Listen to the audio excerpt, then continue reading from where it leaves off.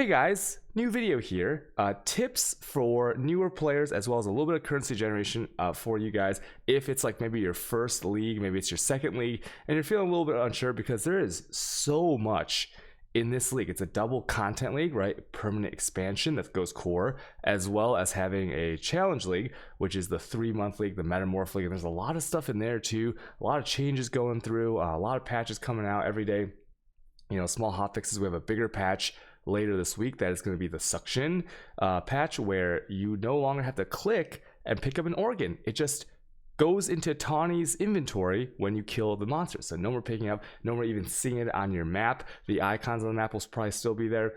So I wanted to give you just like a very quick few tips. If you're an experienced player, you do not want to watch this, you already know what I'm talking about. So first things first, if you're new, okay, be very careful about PoE trade. Now, once again, I always recommend new players to get used to pathofexile.com/trade. The reason for that is because that is the official site that is run by the company itself. So in terms of longevity, updates, bug fixes, reliability, it's going to be your number one choice. PoE.trade, PoE app, these things, although great in their own way, they might have slight little features that the main site doesn't have. They are, of course, third party. So, if anything happens to those to those people running the site, or for whatever reason they stop supporting it, then you're kind of out of luck. So I really recommend first getting used to this main site. What I did is I forced myself to use this. I used to use PoE Trade, and it took me like a week of forcing myself to use this for everything to get really used to it, and I'm really glad that I did. So the thing I want to talk about is the reason you gotta be careful here is not about the site itself, but about the actual pricing on the site with the different ratios. So when you're playing this game, you play a week or so, you might be following a build guide, and in that build guide, although beginner friendly builds are pretty good in their items, sometimes you might have an item worth 100 plus C, right? And so you farm up this money and you're gonna buy your item, and the trade site usually does not know the ratio, okay, between the exalted orb, which is a big orb, and then the Chow's orb, which is the incremental orb that you'll probably find at least once or twice in every map as you keep going. So what do I mean by this? So if you look right here, if I'm a new player and I'm like, okay, I want a Shavs, okay, but it doesn't have to be a Shavs. It could be anything. It could be like a Hyres, it could be an Impulsa, anything. You search and you're like, oh, wow, look at this one. This one's 235C. Oh, look at this one. It's 239C. Oh, look at this one. It's 250C. And for example, let's say that Exalt is 100C, right? So you would look at this one and you'd be like, okay, wow, that's really nice, right? But make sure that you always scroll down, okay? Because what a lot of the time, what people will try to do is here's a good example of it, because these C values are okay. But if you look right here, so this guy has it listed for 300C, and at the time of the recording, the Exalt is about 100C. So this is about 3 Exalts for this one. And if you look at the rolls are not great. You can see the ranges here. And then you see the Exalts coming right up next to it. And this one's 2.3. So this one's only 230C. So a good way to make sure that you know the ratios is to go to a site called PoE Ninja. PoE.ninja. And if you're ever unsure of something, like the price of something, this is also, you gotta take this with a grain of salt, but you can just go to currency and you can start to filter things in their C values, okay? Not always accurate, like perfectly accurate, but it is a good barometer for you to use when you're browsing these trade sites. So with this one, it's not so bad, but there were things like Impulses, well-rolled Impulses, Hyres, all these things where sometimes you will see someone list something for 350C, and then when you scroll down a little bit, you will see it for 2 Exalts, okay? So huge gap there, and sometimes teams of people will work together to list things on different accounts so that the first 5, 6, 7, 8, 9, 10 listings are in C at a much higher rate than the Exalt cost of the items, right? And this is not counting if the rolls are good or anything like that. So it's kind of scary, right? So always make sure that when you're trading for something like 50, 100 plus C, that you always scroll down. Just scroll down real quick and take a look if there's any Exalt or other currency values there. That might save you a little bit of headache, because I know how it is. You want to get the trade done quickly. Trading kind of sucks in this game right now. For the most part it's okay, but there's the times where it's bad, it's really bad. And so just scroll down every time you have a bigger trade for anything. I guess this goes for seasoned players, because we you know, you might in your tiredness or your, you know, in a rush, you know, scam yourself out of like 1 or 2 exalts. Okay, that's tip number 1. Second tip is new players are going to ask like, hey, you know, I'm following this guide. The guide's easy to follow, but like I have some extra currency here. I found this thing right here. I sold it and I got like 2 exalts to invest. You know, what do I do? Like, what is the best? They always want to know the best. And to give you a generic answer, the absolute best way in terms of currency, if you want to play the game, is you can do group play strategies with a permanent trader, or you can just flip items and currency all day. Okay, so usually people use 2 accounts, and then because you can have 2 clients open on the same computer at a time, and so you can actually flip currency all day. You can flip items all day, and that generates a lot. It generates more than mapping, that's for sure. Okay, and so for new players, like, okay, if you can't do the things that require like maybe years of PoE knowledge, then what you need to do is you need something safe and you need something reliable. And I always recommend something that you yourself can use if things go wrong. Okay, so I'm going to talk about sextants. Now, if you look at the sextant prices right now, because with the new Atlas, nobody knows what's going on, right? The watchstones like is spewing all over the place. You can't get, some people can't get watchstones because it's bugged. Some people get a watchstone after every influence spawn. Some people can get it, but they have their Atlas completely bricked because of a bug. It's a mess. And so because of that, for this moment, right, because previously people get to like fill up their Atlas in a few days, right? But now it is a grind. And so people are less willing to use sextants. They don't even have sextants really in mind because they have to switch around their watchstones from zone to zone as they're leveling up their Atlas. And so sextants aren't being used. And if you look right here, the rates, if you have a rate anywhere near 3 simple sextants, which you can in monster packs, to 1C, that is like batshit crazy. It is actually insane, because if you count a pack size, like we know from, if you've done tens of thousands of maps, right, in the past, people usually agree on that like a monster pack sextant is like it was a couple hundred monsters, right? And if you use a simple sextant, you know, you get 6, you know, usually 6 packs of monsters like there, and so, you know, 30 something monsters per pack. It makes sense, like anecdotally and from just playing the maps. And so if you think about how many monsters you can get from these sextants, right, and how crazy the map drop rates are now, and you know, just adding all this loot, and also like this is something that makes the game so much more fun, right, at the end game. So right now, if you put your money into sextants at anywhere between like 2 and 3 sextants to 1C, if you want to save those, I think it's fantastic, because in the future, people are going to be using hella sextants. Once people have their watchstones, you know, they're jumping all around the Atlas. You know, if you sextant every watchstone, it's 32 sextants use, right, to sextant every watchstone. Now, obviously, you know, there's like different discrepancies there, but sextants are crazy value right now. And once again, going back to what I said before, if one day you find that the sextants go down in terms of like maybe it's going to be 1-to-1, which is usually the rate for like white sextants, right? 1 sextant to 1C. I'm sorry, they're not called white sextants. They used to be white, yellow, red. Now they're simple, prime, and awakened. So now with these simple sextants, let's say they go back down to 1-to-1, around that rate, because people are spamming sextants, spamming maps. Then what's going to happen is you have 2 options. You can just like sell the ones that you have, right, for a little bit of profit if you don't need to buy anything right now, or you can use them yourself if it doesn't do that. Like if nothing changes or whatever, you can just use the sextants yourself, right? And because the sextant applies for 3 maps, I can't stress how much value these rates are right now. It's just like blowing my mind. So that's another tip.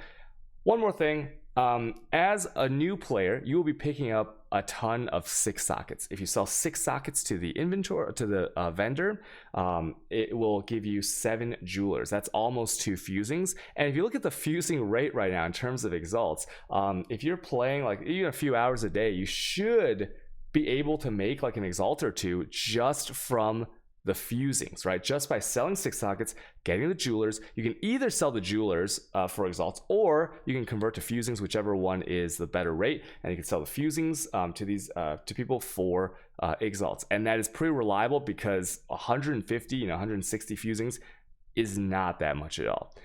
So this is also something that you can kind of like slowly invest in over time. I wouldn't recommend using your own fusings if you are a noob at the beginning, right? Because the value that you're going to get from holding on to an exalt that's going to increase in C is way better. And this is something that requires no like these tips. I'm trying to I'm trying to make these tips like something that requires like really no knowledge whatsoever, that even if you're like completely papig like me, you can do it, right? And so the fusings are, I think, good to convert from fusings to exalts right now. Another thing we're going to talk about now, these are catalysts. These are a league specific mechanic, and these are pretty exciting. Now this is I'm going to try to make it new player friendly, but also a little bit of like, if you want to kind of research this a little bit more, you can. And basically how it works is these will drop from the metamorphs, right? You kill them, you might drop 1, 2, 3. So I've dropped like I think 4 before. So it's a random amount, and you usually drop them in stacks of 1, right? You can mix and match, get multiple of them. I think some of these are more rare than others, because when I looked at my stash, I had like 20 attribute ones, 21 attribute ones, but only like 3 prismatic ones. But I could have just gotten unlucky, who knows, right? Now, what do they do? You can use them on accessories, so it's an amulet slot, that is a ring slot, and a belt slot. It does not override anything. It doesn't override, because there's no quality modifier on those items, so it doesn't override, like let's say you have a Cassie Tower enchant. If you have a Blight enchant, it doesn't override. Like let's say you put it on and you corrupt it, that's not an override. So it is safe to put on if that item you think is going to be your end game item, because some of these are pretty expensive now. I'll go into that in a bit. And so if you find an item that's like in your build guide that you're going to use forever, you can throw the appropriate catalyst. So the most common types that you will find, or sorry, that you will probably use, is the elemental attack ones and the elemental resist ones, and also maybe like the life mana ones. So what that means is that the attack modifiers, where is it? Turbulent catalyst right here. Elemental damage modifiers on a ring, amulet, or belt. Okay, and so also you can re-roll these if you want to. If you make a mistake and put the wrong catalyst on, you can just put another one on. It will erase the quality. So what it does is anything related to elemental damage, it will multiply by 20% at 20 quality. So using 20 turbulent catalysts, let's say you have a ring that says 100% elemental damage, right? Then that will become 120% elemental damage. And the reason it's crazy is not just like these flat values of damages, but because there are things in this game that are kind of multipliers. And let me show you what I mean by that. So look at this belt. This belt is a Diadian Dawn, very common item, and the natural roll is 35% ignite, like tick rate, right? Your ignites burn. They basically deal the damage 42%, right? Well, they deal it 35% faster. But watch, if you hit your advanced tooltip here, you see that it is 35% as the base, but you see that parentheses next to it, 20% increased, and that is from the catalyst. Okay, and so if you're ever unsure if something works, you can use 1 on the item, and then you can press your advanced tooltip, and brackets will show up with, like, if you use 1, it'll say 1% increased, right? Obviously you need to hit thresholds in this game to get to the next like integer, I guess, if you know what I'm saying. But and that's crazy, right? Because now instead of the ignite going 35% faster with 20% quality, look, it's 42% faster, right? It's insane. And you can do this with like attribute thingies. You can do it with defensive thingies. You can do it with attack modifiers, elemental modifiers. You can do it with resist. Resist is very powerful, the prismatic catalyst, because you ever like look at your stat sheet and you're like, oh man, I'm like 10, 15 resist off, and that sucks, right? And you're like, how am I gonna do this? You have to re-gear. You have to maybe respec your bandit choice from like +2 passives into a Lyra. You might have to like change some jewels on your tree, and that's so annoying, right? But if you're just missing a little bit, these catalysts are a lifesaver because they are 20% modifier to the resist already on these accessories. So easiest example, let's say you have a total resist, right, of like, let's say I have a ring that's it's a ruby ring, so it's 30% fire res, and you have a roll that's 40% fire res. Okay, so those add up, that's 70%, and you put 20 of these catalysts on there, and that is 14% increased fire res on top, right? 20% times like the 70 that you had, right? And this works for every element. It's insane. And so you can really stack up your resist to shore up the defensives. You can, like I've shown you with this belt and other things. For example, there is an item called like the taming. Let me show you real quick. The taming, look at this. So the 20% prismatic will multiply this line, right? The damage with hits, ailments for freeze. It will multiply this line, the 30% elemental damage. It will multiply this line, the chance to free shock and ignite, so 12% instead of 10. It will multiply this line, the wed, the elemental damage with attacks, 36 instead of 30. And this just goes on and on. You can find like so many uniques where you might not think it works, but it does. For example, Stormfire. Stormfire at a max roll is 6% burning damage, I believe, for everything you shocked recently. And that becomes 7% with 20%. Because like 20% times 6% is 7.2. But in PoE, we round down. So it goes from 7 to, you don't have like these, like, you do have like partial percentages and like gem quality and stuff, but we won't talk about that. So it'll be 7% instead of 6. And these things, all of that's like a increased modifier. There are instances where you can get more modifiers, okay? So basically, think about something like any kind of amulet, or oh my god, police are outside, or any kind of item that has a penetration roll. So penetration is crazy, right? Because let's say that you have a 20% penetration roll, 10% penetration roll. You put a 20% modifier on it. Where is it? Let me go back here. That is the turbulent modifier. And now you have 12% penetration, 24% penetration if it started with 20. And that might not seem like a lot, but that makes your build sometimes do like truly more damage. Like the best example is of this is I guess on the, what are common items that would use this? Exopiage's heart, or is it blood? Exopiage's blood, the upgraded amulet from the Breach Lord, and Pandemonius, which is an upgraded version of the Halcyon from Tool, the Breach Lord, right? So these are like common examples, and if you just go through the unique items, there's so many crazy things that a 20% modifier to stats, damage, attacks, like it's just crazy. Okay, this league is a lot of power creep, and I think it's a little bit necessary because like some of these monsters have ridiculous health. Okay. So that's one little tip for using these as a new player. It could make you extremely powerful if you're using certain unique items, or even if you're using rares. Okay, and there's like other counts that I won't talk about in here because I haven't like tried them all out, but you can kind of work out the implication here. Another thing I want to talk about is the money making from these. So there's a funny thing going on right now with these catalysts. Okay, me and some guildies have been buying these up and then reselling them. So in PoE, if you're a new player, you might think, you know, in the real world, if I go to Costco and I want to buy 1,000 chicken nuggets, that's going to be cheaper than going to McDonald's and buying 1,000 chicken nuggets in stacks of 20 chicken nugget orders, right? You know, like bulk should be cheaper in the real world. Makes sense. In PoE, a lot of the time, because you want to save time in it, and trading is such a horrible experience. You got to load different zones. You're going to click on someone's portal. They're going to be in the ledge, and then now you're stuck in the ledge. Nobody has a portal. You can't get out, right? You go into a hideout that looks like a zone, so you think you're in a zone, but you're not. It's just a hideout. The guy's not there. You go to the wrong hideout. The guy inviting you is the wrong name. All kinds of crazy shit is happening with trade that makes it frustrating. So people that are experienced with the game tend to not want to do more trades if they can avoid it. And to this extent, unless the prices are real crazy, they will pay significantly more if something that they need is in bulk. So a money making tip here is you can take a look at the prices. At the time that I was buying it, turbulent catalysts were 1 or 2C, and if you bought them right for 1 or 2C and you bulk them up in stacks of 5, 6, 7, 10, you can sell them for 10C.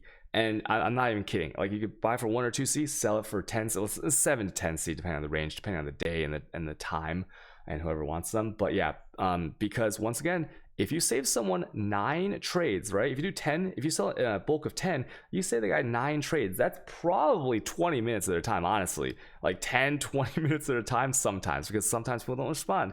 So yeah, so people value their time in that way, and it's just like it's really funny. So if you have time, what I usually do is I watch some anime on my other monitor up there, and I have trade here, and I have trade here, going with the whoops, and then when I see like the 2C, the 1C, I'll whisper services, and I'll buy the single stack, right? And then once I have 4 or 5, right, you throw it on another account, right? Because you want like you might want different accounts because you have 2 clients up. You want different accounts for different trades, because like if you're in some zone and like you're watching anime and like you want the smoothness, right? Because you might be like playing and stuff, and then you have a trade account. Okay, anyways, that's the topic for another video. But Okay, so you're gonna bulk them up and you're gonna sell them once you get like 5 or 10. Okay, you can do this with a lot of these catalysts, especially the prismatic and the turbulent I found, but this might work with the other ones. I just haven't really found the speediness of sales, right? Because if you do this, but you don't sell them and you don't use them, that's like, feels kind of bad, right? So that's another thing that you could do there. Catalysts are amazing this league.